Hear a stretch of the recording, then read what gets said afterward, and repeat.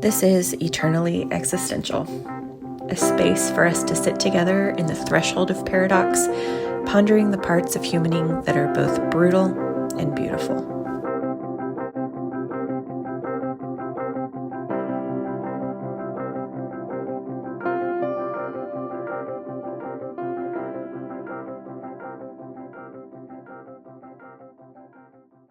Learning to look up, how an unfathomable universe right above our heads offers us the gift of discomfort. Since I was very young, I've been mesmerized by the night sky. My parents grew up in small Louisiana towns neighboring each other by about 40 miles. After they were married, they moved 2 hours west to the suburbs of Houston, and after I was born, I remember spending nearly every weekend in Louisiana visiting my grandparents in their small country towns. My parents would pack the car on Fridays after work, and we'd spend the evening driving 2 hours east to enjoy time with extended family on Saturday and church on Sunday before driving back to Houston late Sunday night for the start of the week. I was a passenger on this same road trip hundreds of times over my adolescence. Most of these memories are from late night drives, managing our schedules around the societal 8 to 5 work and school routines. "Look at the moon," Dad would inevitably say, and point to the sky with childlike glee as he drove down the dark interstate. From the back seat, I'd lean my head against the window of the van and look up at the night sky, staring at the ever-brightening stars, inducing a tickle in my tummy as I meditated on the incomprehensible idea of the sky's grandeur. I would do this for the entirety of the drive or until I fell asleep. I was too young to understand the concept of the universe's continually expanding vastness, but there was something inherent in me that knew its incomprehensibility was of a consciousness we don't have access to in our physical form. But yet, I chased the feeling anyway. As I grew older, this childlike awe slowly dwindled. Evangelical Christianity explained away this incomprehensible vastness with theology, changing the embodied experience of a fluttering tummy when I looked at the night sky into an idea I should only experience through the cerebral study of Scripture. To experience those flutters of awe was translated into worship of nature, rather than worship of the God that I should believe created that nature. I began to distance myself from my awe for fear of participating in idolatry, or worse, blasphemy, the unforgivable sin.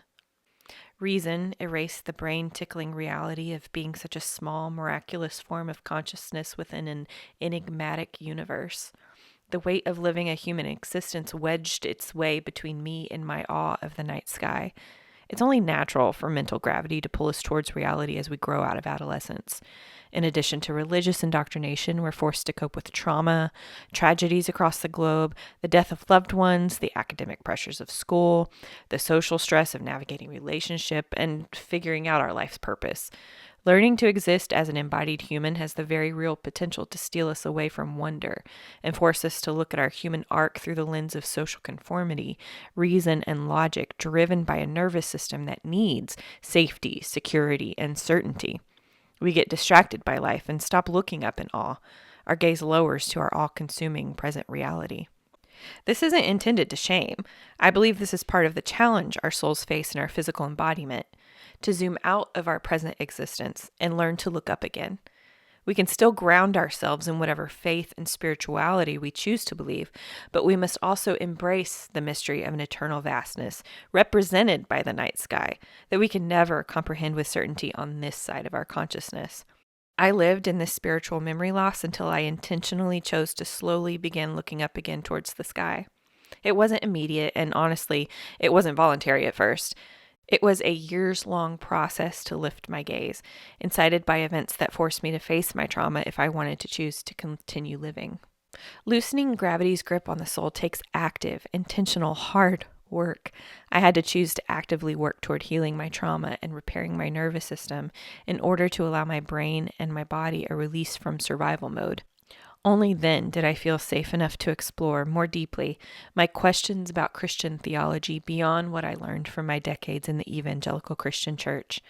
I never gave myself the opportunity to consider any other spiritual belief as valid because of the false logic from which I operated. If other spiritual beliefs are valid, how could mine be true? I was steeped uncertainty that closed me off to widening my spiritual world. When I was operating from my unhealed trauma, my Christian faith was foundational to my existence.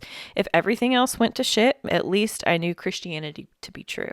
Without it, who was I? What was the point of existence if my belief about existence wasn't true? My need for safety relied on certainty.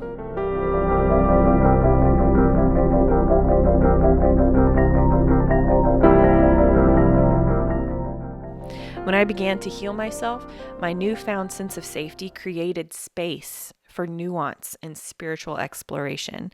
I didn't set out to prove to myself whether or not my Christian beliefs were true. I just wanted to understand more about what I believed. I no longer needed my faith to be certain in order to believe it. After all, faith and certainty can't coexist. But as I set out to explore my own faith, I had to confront the new information I learned. Choosing to follow the path I was being led toward was incredibly uncomfortable at the beginning, but what a gift discomfort can be. My integrity and my soul-deep need for authenticity wouldn't let me choose anything else. This was the path I needed to take. I began to confront my evangelical beliefs and deconstruct my Christian theology with no ulterior motive for or against Christianity. However, it would have felt like a rebellion against the work my soul came to earth to do if I chose to ignore what was in front of me and continue with my status quo. My very first step in handling my discomfort was to zoom out of my present existence and acknowledge the entirety of human history across our planet. The first concept I grappled with was this. Humans have existed for millennia. There have been innumerable amounts of religions and spiritual beliefs about divinity across the entire span of our history and across cultures and across our geographical locations. There are religions older than Christianity. The very specific brand of white American evangelical Christianity is barely a speck on the timeline that is all of human existence. America has only existed for 248 years. How could I be so egotistical and honestly racist to believe that the faith and spiritual practices of other humans across geography, cultures, and the span of our entire human existence is completely invalid, and that my white Western Christian theology was the one certain true way to believe about the divine? Once I zoomed out of my current timeline and how I exist in the society in which I live, in the body in which I was born, I zoomed out even further into the unfathomable vastness of the universe. The same practice I used to do as a child from the back seat of the van on our Louisiana road trips, except this time with more information.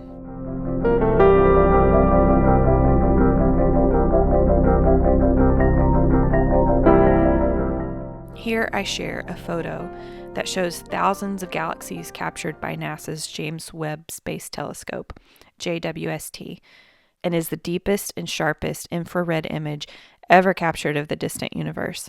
However, out of the entire known universe, if we held this image at arm's length, it would be approximately the size of a grain of sand, just a tiny sliver of the universe that we know exists. Not only is the size of the universe and all that exists within it incomprehensible, that's just dealing with space. We're not even talking about the relationship between space and time. I'm not going to pretend to understand quantum physics, but the preschool level amount that I do understand from documentaries I've watched, because watching documentaries about quantum physics is my idea of a good time, is enough to bend my mind and leave me awestruck. If you're interested in falling down a rabbit hole, there's a PBS documentary called The Illusion of Time, where it gives the best demonstration I've ever seen of the concept of space-time, and I share a link to that documentary in the post. Because of Einstein's theories regarding space-time, the light from the galaxies in the JWST image took billions of years to reach us. So this photo, we're looking back in time to within a billion years after the Big Bang. Basically, here on Earth, we experience time as linear because of our limited one-dimensional perspective.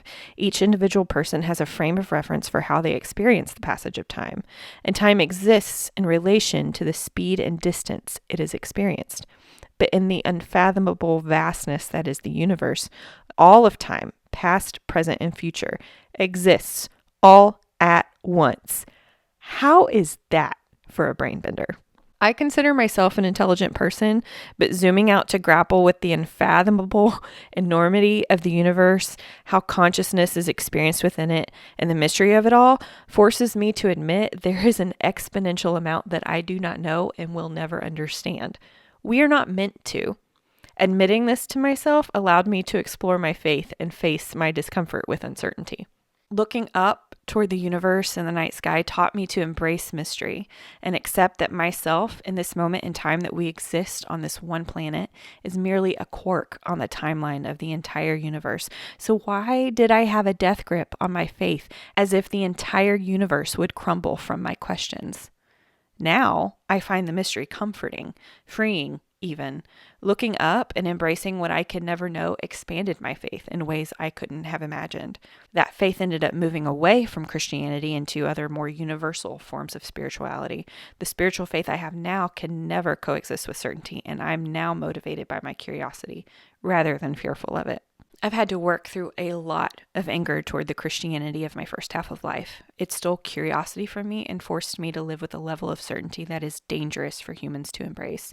However, I have to acknowledge that my experience within Christianity and my path leaving it has made me who I am today, and I am extremely proud of her. As Richard Rohr says, the Christianity of my first half of life is the container for my second half of life. The older I get and the more healing work I do, the more willing I am to step into that same childlikeness that stared up into the night sky on our Louisiana road trips all those years ago. I do this as a rebellion to certainty and the callousness that existing as a human can cause. When I become consumed by the tragedies and current events of the world, I step outside at night, zoom out of my current world and stare into the night sky.